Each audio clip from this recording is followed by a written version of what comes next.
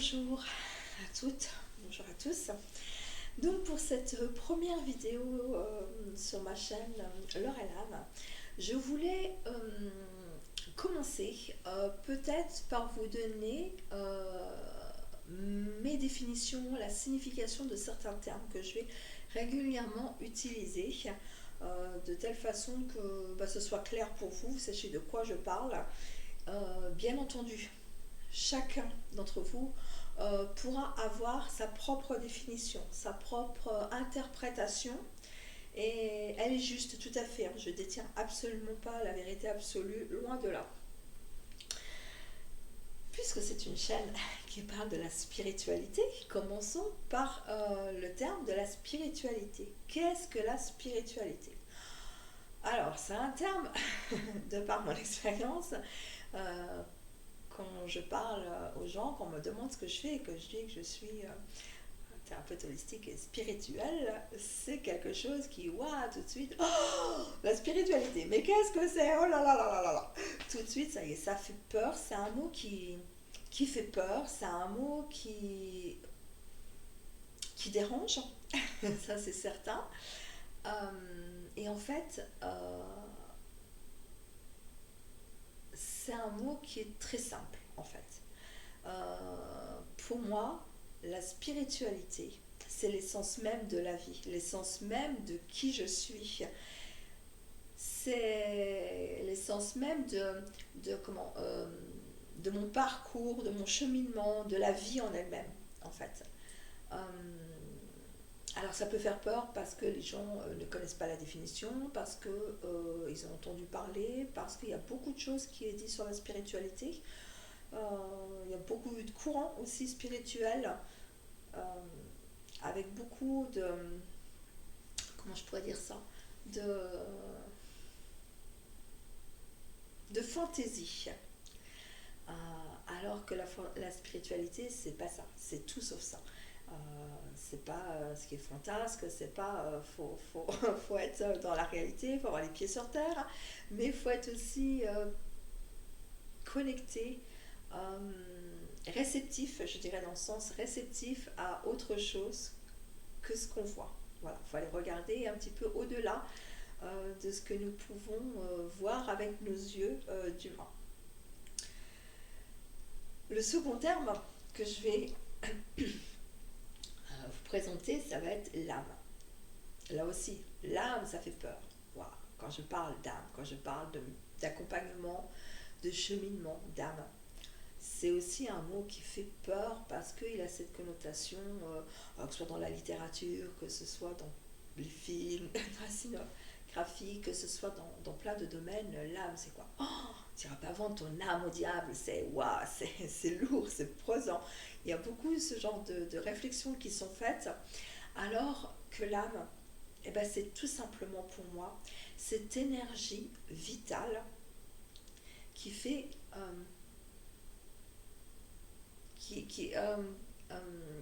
comment l'expliquer, euh, qui dit qui je suis réellement, au plus profond de mon être, au plus profond de moi. euh, Ma nature la plus primaire, la plus profonde, c'est mon âme qui est là. Euh, L'âme vient, alors littéralement dans les dictionnaires, vous pouvez regarder, et vient de anima qui veut dire le souffle vital. Donc oui, c'est réellement ça en fait. C'est cette énergie qui est là, divine, alors divine, parce que pour moi c'est divin, c'est quelque chose qui est dans le sens, alors pas relié à un dieu ou ce genre de choses. Quand je dis divin, c'est quelque chose qui est sacré, presque du sacré, c'est quelque chose qui est euh, hors norme, qui est merveilleux à la fois, authentique, sincère, qui est amour, qui est bienveillance. Et c'est toute cette part de nous que chaque humain a à l'intérieur de soi. Alors j'en reviendrai dans différentes vidéos au fur et à mesure les chemins que l'âme peut prendre.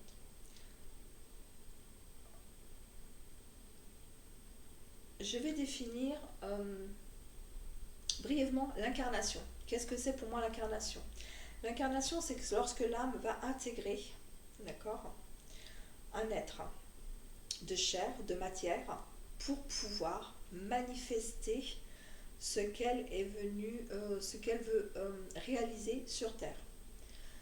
L'âme, on l'a dit dans la source, donc la source c'est l'univers, c'est le cosmos, c'est tout ce que vous voulez, c'est tout ce qui est céleste, vous l'interprétez comme vous le souhaitez. L'âme, lorsqu'elle vient s'incarner, lorsqu'elle descend, qu'elle choisit de s'incarner dans un être de chair, de matière,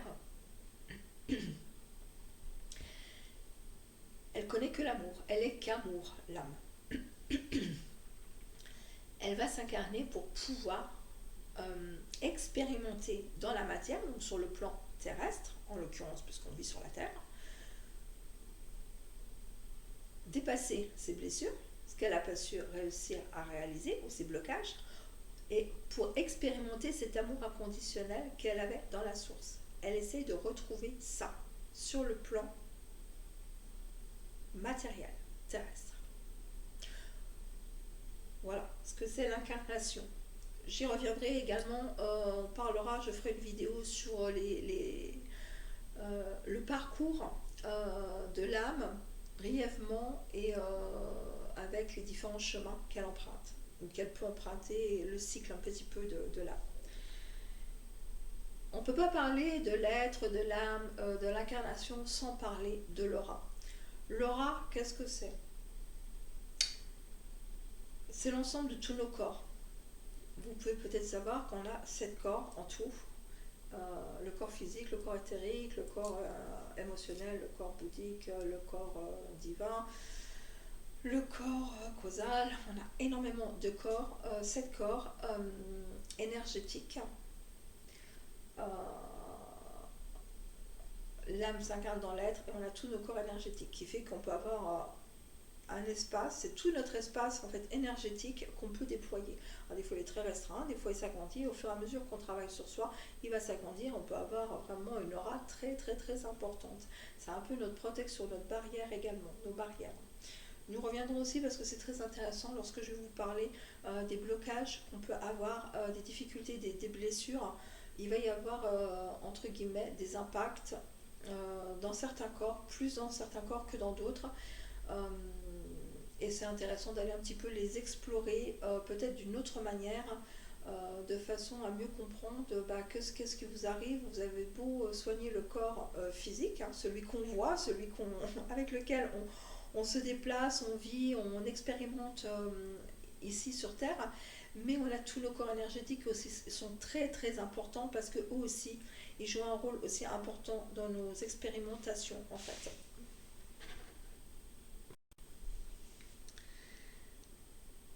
Alors peut-être qu'avant de vous parler de l'orage, j'aurais peut-être dû parler de tout ce que j'entendais par tout ce qui était énergétique, mais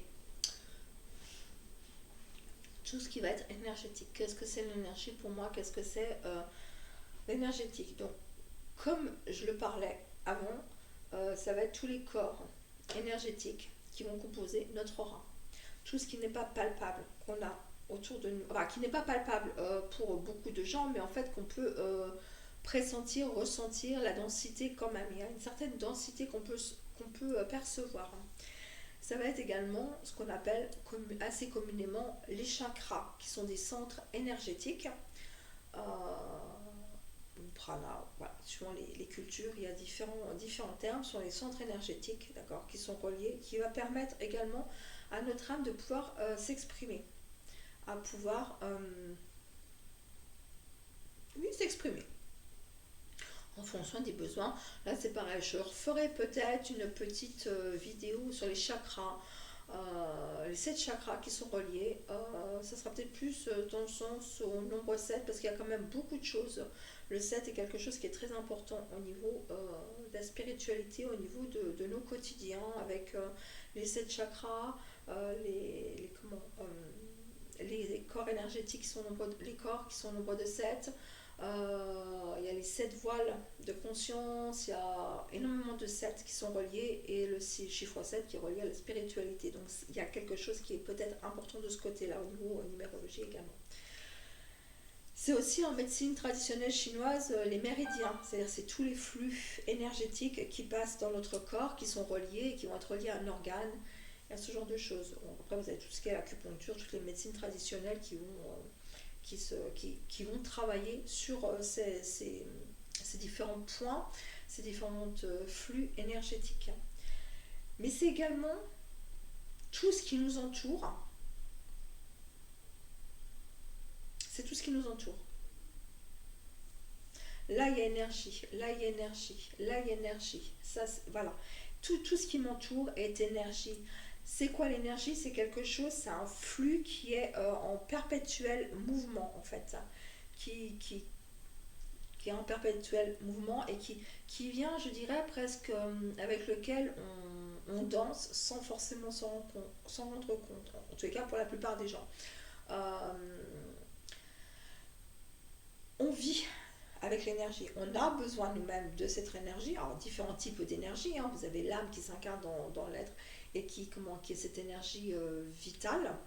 Euh, Dès que l'âme n'est plus là, il n'y a plus rien. C'est la mort. C'est la personne, elle meurt littéralement. Euh, donc, du coup, dès qu'il n'y a plus l'âme à l'intérieur de ce corps, il y a la mort. Euh,